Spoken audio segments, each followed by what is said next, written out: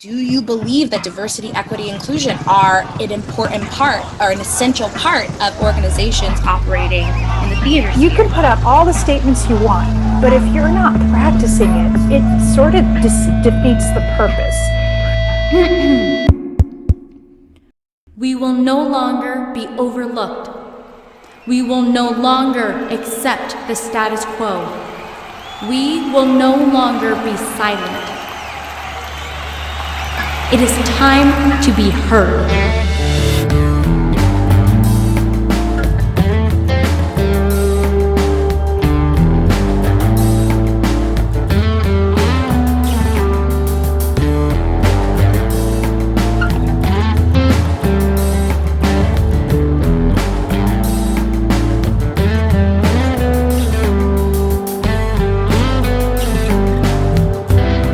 Hi everyone, and welcome to another episode of Alchemy Theater Company's Be Heard series, where we talk with several Black, Indigenous, people of color, or BIPOC artists and educators about systemic racism in the arts community and society as a whole, and ultimately what we can do about it. My name is Jared Lindsay, my pronouns are he, him, and I will be conducting today's interview. Today we are interviewing Momoko Sugai, an actor, dancer, and singer originally from Chiba, Japan. She relocated to the United States in 2010 and has been working as a performer in various states after she graduated from Fullerton College in California, where she trained in musical theater. She made her Broadway debut in the musical Allegiance as Peggy Maruyama at the Longacre Theater, starring George Takei and Leah Salonga. She is also known for her work as Connie Wong in a chorus line at various theaters all over the country, and Only Theater Center, where the production won a Helen Hayes Award for the Best Musical in 2013. He's also done work on Carnival Cruise Lines and as a performer at Disneyland and Knott's Berry Farm. We're really excited to have you today. Hi, Momoko. Hi, nice to see you. Thanks for having me. Yeah, of course. You were a part of our Be Heard roundtable discussions in the summer, so we're really glad to get you back. And as you might remember, we always wanted to start our roundtable discussions with, a check-in, a mental, a physical, a spiritual check-in. So how are you? How you doing? I'm hanging in there. It's just, like everyone else, it's been really hard. And yeah, for the Asian community, especially now in the COVID era, like it just, yeah, every day you see these, articles and news and the videos, and it's really hard. It's like some days I'm like, all right, I'm ready to, get on with my day and, just do the work. But then some days I like can't even, like, I don't even want to get out of bed. I think it's like that for a lot of people right now. But I'm honestly just, hanging in there. Yeah. Yeah, absolutely. Especially like you said, during this time, it's difficult, which is why we feel it's so important to know, check up on each other and kind of Right. just make sure we're doing all right, especially people in the BIPOC community, because, hmm there's a lot of stuff going on with us. Yeah, exactly. Yeah. But like I said, we're really excited to have you, and we want to talk about your artistic journey. So to start us off, can you kind of tell us how you started, where your joy for acting, singing, dancing came from?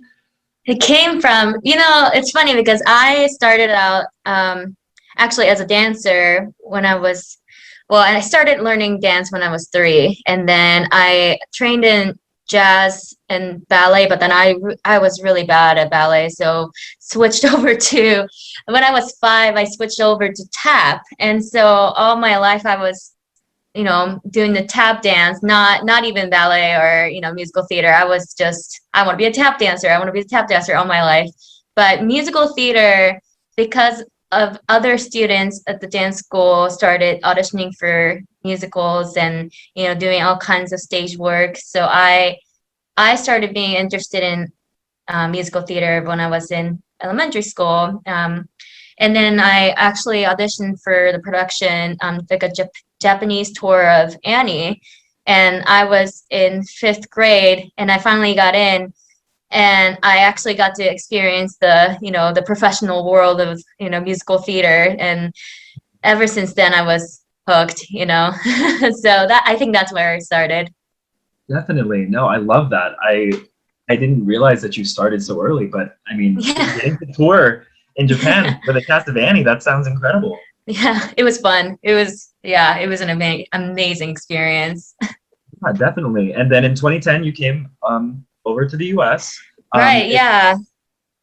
I actually had to stop performing when I was well, not stop performing, but like I kind of like, stopped everything when I was in high school because I wanted to focus on studying. And I got into this high school where they were focusing on like global education and, learning all kinds of like foreign languages. And so my dream kind of switched or changed to like, oh, I want to, work in the like anything that's related to, global like businesses and like maybe become a translator or something. So I just kind of stopped dancing when I was in high school. But then when I actually studied abroad when I was in high school for a year in Washington State, they had this like spring musical, in high school, and then they were really, really big into, musical theaters in the whole Seattle area. Like, I went to Bainbridge High School, but this area was just so huge for musical theater, and so they just wanted me to come audition for the production of Kiss Me Kate, and I was pretty hesitant because, I was an exchange student, but I did it. And man, the love of it just came back all of a sudden. And I was completely like, I told my mom, and I was just like, I think I'm going to pursue this. Like for real. So, and of course my parents were kind of worried, like, you sure, like, are you gonna be okay, like, as a career, and like, so yeah. And so that's why I came here. I came to the States 2010 for college.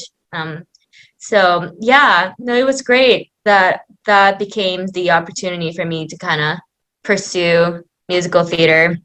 And yeah, the college was really, really amazing for that. Like, I learned a lot, and yeah, and I think that's how my career took off too, because of the education I had there. So I really appreciated that experience. Yeah, and thank goodness that you did, right? I mean, Yeah.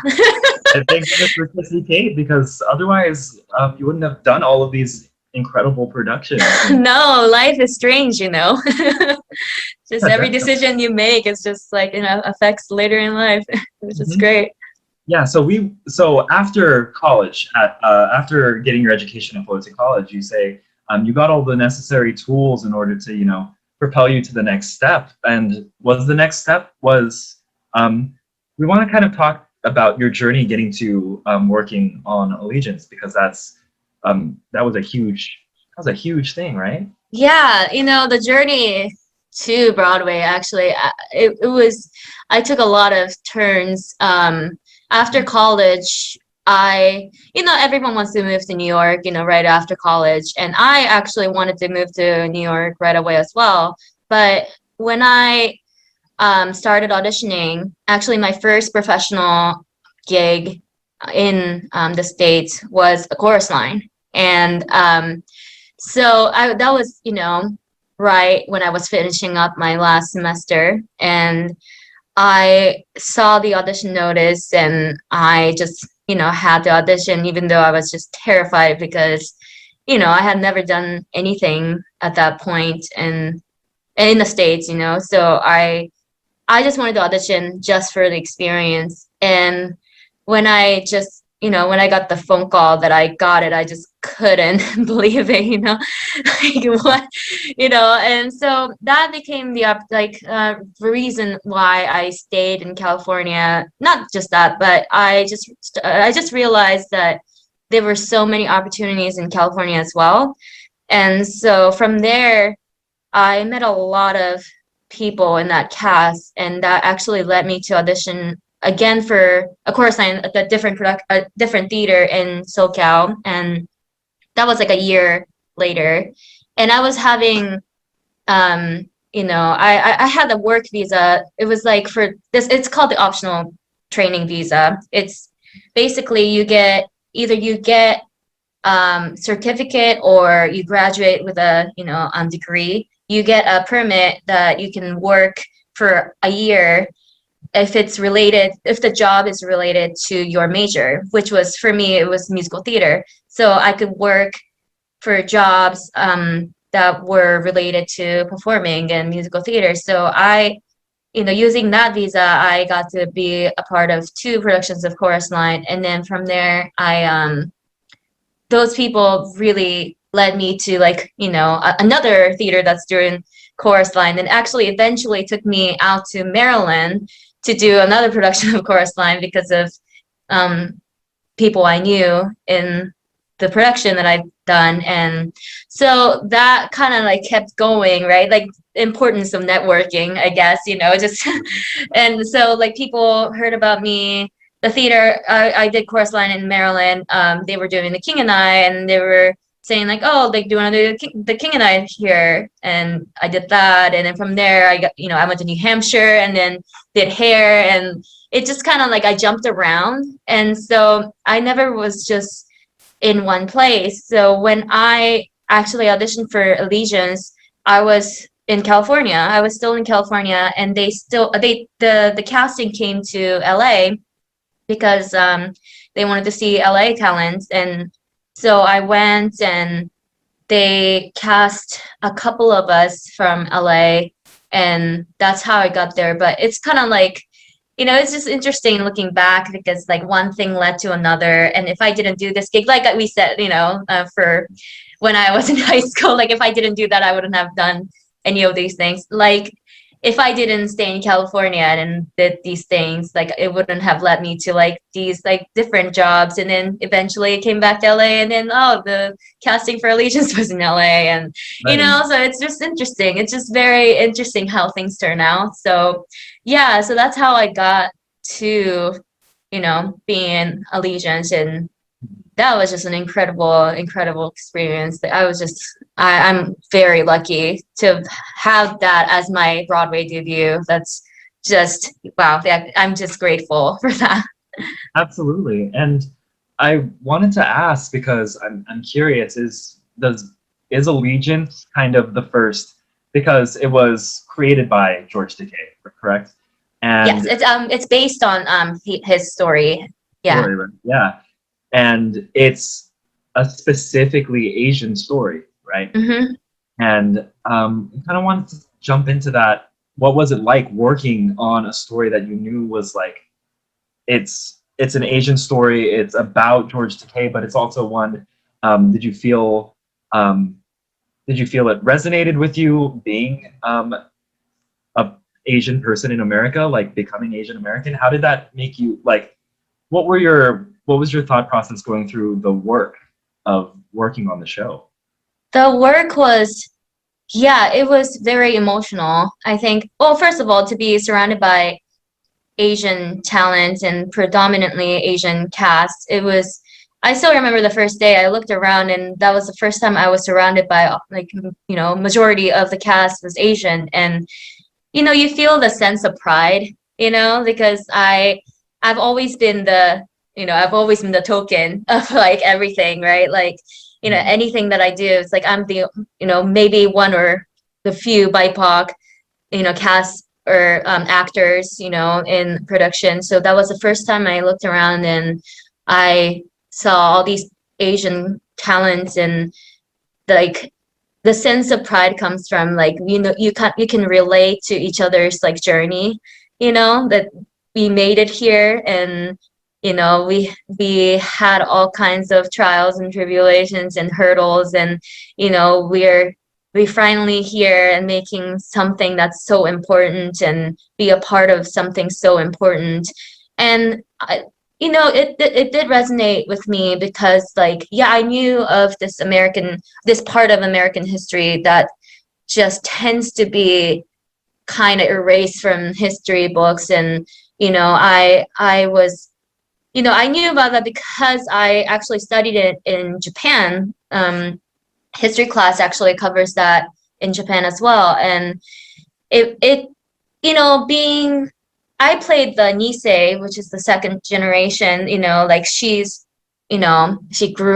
Peggy grew up in America and born and raised in America, but then, her parents, Issei, are the immigrants who came from Japan. And, we talked about a lot of those differences where, like, how the Issei took everything, the situation, and how Niseis took the situation. And I kind of, it was kind of a strange experience because I myself came from Japan and I'm the immigrant. Came here and then I'm experiencing this like American, like the differences between Japan and America, and then how America is, like, I'm experiencing that as myself. And so it was interesting to see that side of the story, and also like experiencing the Nisei part of it in the story, but then also I'm, like, I can relate to both, you know what I mean? Like, I'm in a position where I can relate to both. So it was very interesting, and it was and also the story and the work that everyone did in that show, it was, really meaningful and also really hard. I remember because, you live in the story, and then you live through these characters like 8 shows a week, and so it was rough. Like, I can't imagine, like, I don't know. It was just really, really tough, relating and then living in that story. It's just a piece of history that is just so ugly and awful, and people really need to know about it. And I was really shocked that, after shows, you sign autographs, outside of the stage door, and then a lot of people came up to me and said, "Oh, I didn't know this happened." Like, Right. Yeah. these are American people, like, I'm like, dude, you guys, like, this is American history, like, Yeah. this is not something that happened outside of the States, so I was just really shocked. And it was, and that's how I knew, like, it's so important to produce more shows and tell more stories like this. And it's just because, history or things can repeat themselves when people don't learn from history, right? So so I was just really shocked. And that's how I learned the importance of telling stories. Yeah, definitely. And for those who are listening to us, Allegiance is about the Japanese internment camps during the Second World War, when a bunch of Japanese Americans, Issei and Nisei, first and second generation Japanese Americans, were sent to these camps throughout the US, one of which was actually my grandmother. My grandmother lived through that as well when she was just a little girl. So the fact that story not only is being told, like you said, but resonated with you as an actor and inspired you, taught you about how so many Americans don't know that story and how important it is to tell that story, I think is really amazing. It's incredible. I mean, to be able to work on that. And I think it goes into the next question I wanted to ask you, because as an actress, you work with these characters who are not you, right? But they always, at least in my experiences, you always end up learning and picking things from them. They all have their own stories to tell, and they end up affecting you as a person and your journey. So I wanted to see, like, did Peggy, as well as your other characters like Connie from A Chorus Line as well, what were some of those things that you grabbed from these women, these Asian women, that you were able to? Yeah, that's a great question. I really like that. The reason why I really like playing Connie Wong in Chorus Line is because she is, she's a fighter. Like, she's she's a dancer in the 70s, like, you know, like competing with other dancers, but she's short and, you know, she's different. But that really resonated with me because, well, I'm also short and also, you know, different, and, you know, and then I'm Asian, and, you know, being in the industry, being an Asian actress is, you know, it is very, like, you know, competitive, and because there's not a lot of jobs for us, and that's, you know, that needs to change now. And you know what I mean? So that part of Connie really resonated with me, that she just goes for it and then just fights, and really, really strong woman, you know. And she's based on Bjork Lee, who I've actually had a privilege of working with her, and she's a fighter, and she's very fierce, and, you know, she's amazing. She, you know, opened doors for you know, all these Asian women, and it just, like, I respect her so much and all the work she's done, and to be able to play the role that was based on her, it was just like, wow, that's just incredible. So I learned a lot from playing Connie. I actually got to play her 5 times, which is, you know, it's crazy. But my body's breaking, but like, you know. But yeah, I learned a lot from playing Connie, and also Peggy. This is the thing I really, really loved, you know, being in a new show, is that you can create your own role. And even though I knew my character, like Peggy Mariama, like, she's in college, and, you know, she's a college student age, and that's literally all I knew. And so I actually got to create her, that, like, she was very, you know, like, she is like what I learned from Connie, like, she's resilient, and, you know, like all these people who were in internment camps, like all these families were resilient and strong, and, you know, so I learned a lot actually being in the show of Allegiance. I think I learned, and I'm also really proud of these people, you know, who are of Japanese descent, and, you know, came together and, you know, made communities, and they, you know, in this terrible environment and terrible camps in, like, the middle of nowhere, they, you know, made their own lives, and, you know, really, really stayed strong and resilient, and made communities, and played, you know, like the Niseis and all these people, like, you know, made baseball teams, and, like, you know, created festivals and all these events. And it's like the strength that comes from that community. It's just something I learned from, like, and being in that, you know, group of people in the story, it's just, I learned so much of that resilience and strength. Yeah, and the adversity that they had to go through, like you said, it's something that we see a lot of in BIPOC shows, in BIPOC characters, is this resilience, because as our stories say, you know, we have to be, when we're faced up against, you know, oppression, repression, and systems of racism, and systems that work against our advancement, work against, you know, our being able to live the lives that we feel like we deserve to live in America, right? Yeah. So that resilience, definitely. Definitely.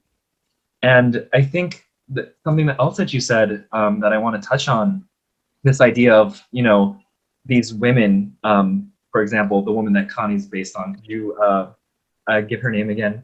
Bjork Lee. Bjork Lee. Perfect. Yeah, and how she opened the door, right, for other Asian women, for people to portray her and showcase her and tell her story. You know, it speaks to this idea of what you said. We have to open the door, and we have to open it now, right? We have to let more folks in. And it also, a part of that is, you know, having BIPOC artists and actors especially playing roles that aren't, you don't traditionally think them as, you know, being BIPOC artists, because another one of the tours that you were able to do was The Little Mermaid, right? Technically, I mean, like, according to the Disney movie that we know, like, Ariel is an Asian, right? But yeah, can you talk a little bit about your experiences with your tour with The Little Mermaid? Yeah, that was incredible, because, you know, the the girl who played Ariel was Asian, and it was produced by Fifth Avenue Theater in Seattle, and they're incredible theater. It's amazing. So they, started this tour, and they cast her as Ariel, and she's an incredible talent from Seattle, and now a New York actor, but incredible talent. And I got actually a phone call because I've done chorusing with them, and I got a phone call that they were looking for someone who could, we have like Disney magic, and they needed a person who can, like, who's also Asian and can play Ariel, but not really playing Ariel, as a body double. And so I was like, oh, that's kind of strange. Like, because I thought the Ariel was white, and I was like, oh, like that's kind of strange that they called me, as the body double. And so I, looked at the cast list and found out that, Ariel was Asian, and that was the more reason that I wanted to join the tour is because, they did that, they were like, why does Ariel have to be white? Like it's kind of ridiculous because she's a mermaid. Like no one knows what race mermaids are, So Right.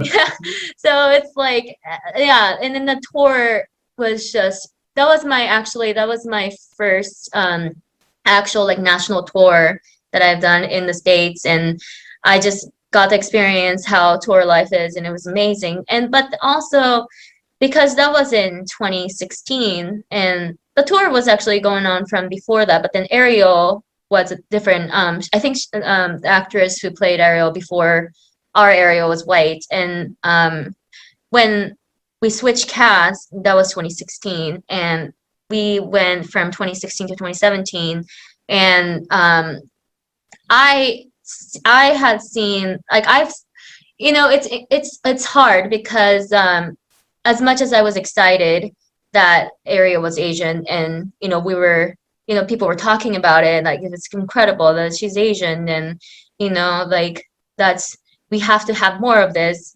and representation really matters. But also I saw how much how many negative comments this girl was getting, and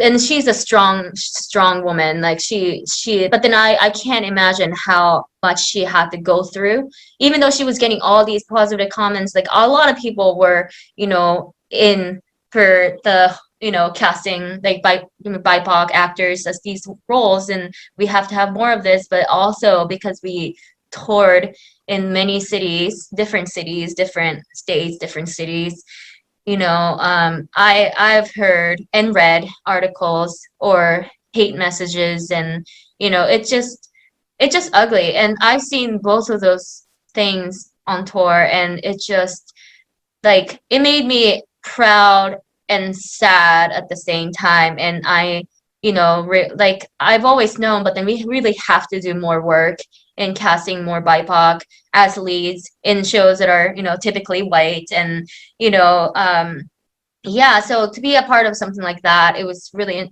really amazing to be able to be like, oh wow, I was on a tour that cast Asian Ariel. And I bet all these children, especially Asian kids who saw Ariel played by an Asian actress, like I can imagine them seeing themselves up there, and that's important. And we really have to have more of that. And it was just incredible to be a part of something that was the start of that. Yeah, because like you said, representation matters, right? Mm-hmm. Like at the end of the day, that's what we are striving for. Mm-hmm. And that's what we, especially as BIPOC artists, want to see more of. Because I mean, like, let's be honest, you started your career in Kiss Me Kate, right? Like, Yeah. and Kiss Me Kate, I mean, because it brings up that question. Kiss Me Kate is based off of Shakespeare's play, right? Become True. And traditionally, you think of it as white. Right. And yeah. And there you were in Kiss Me Kate, Mm-hmm. And if it wasn't for that, you wouldn't have gotten to where you are now. Right. Yeah, exactly. Yeah. So I'm going to ask one more question before we wrap up. It's been lovely talking to you about your It's been lovely as well. So you touched on it already. You touched on it a little bit, this idea of what can we continue to do as theaters, as especially our non-BIPOC, our non-Asian allies, you know? What do you think some of those things that theaters and companies can do to help showcase more of Asian American stories, BIPOC stories, open the door a little bit more, you know? I think, I think about this a lot, and as a BIPOC actor, I really all my life and career, I think a lot of it, like other than Allegiance and Chorus Line, I've done a lot of shows that they just it didn't have to be about race, and I played a lot of roles that were not typically Asian nor white, and I've really learned a lot from doing all kinds of shows, and you know really appreciated my experience just performing in different shows, and then I think because to be able to do that, it's strange because audition notices, like breakdowns, a lot of things that don't call for specifically like white roles, they typically used to say Caucasian, like they're looking for Caucasian, and those roles don't even have to be Caucasian, and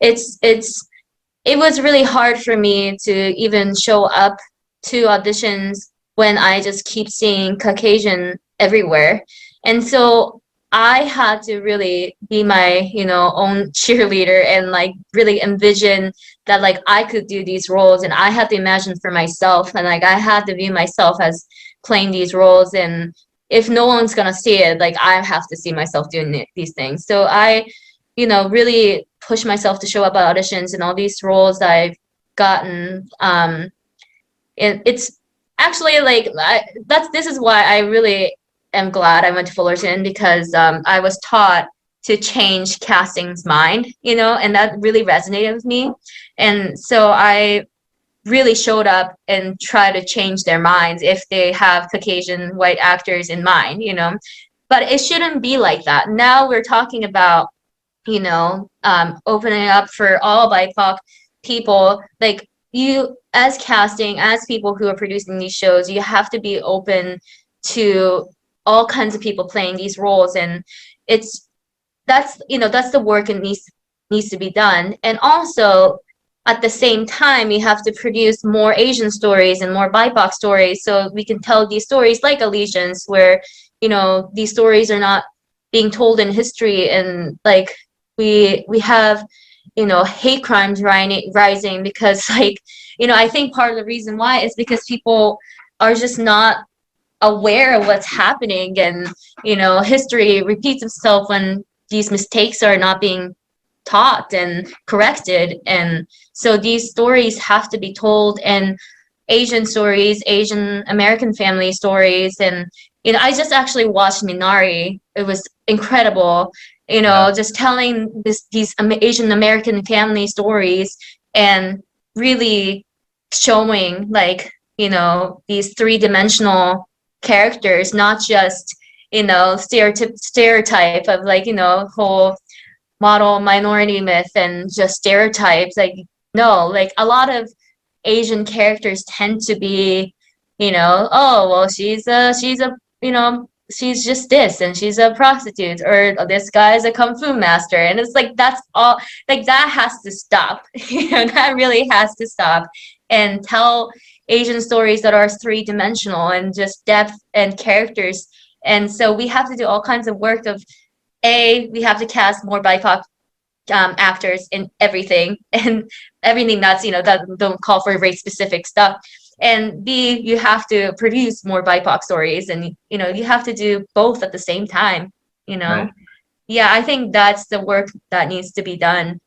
Yeah, absolutely. It's work that we can continue to do as BIPOC individuals, and like you stress, it's work that non-BIPOC allies are also capable of doing. Non-Asian, non-Black, non-Indigenous allies, white allies that see casting breakdowns and say this character doesn't require themselves to be Caucasian. They don't require themselves to be white. Exactly like you said, because as you mentioned throughout the whole interview, the representation matters. Seeing stories like Allegiance changes people's minds. It shows them the history you talk about, and how important it is. Yeah. Yeah. Momoko, thank you so much for joining us today. Oh, thank you so much for having me. Yeah, we really appreciate it. It was great to have you. Thank you so much. Yeah, it was really nice talking about these things, and I hope it helps. Absolutely. Yeah.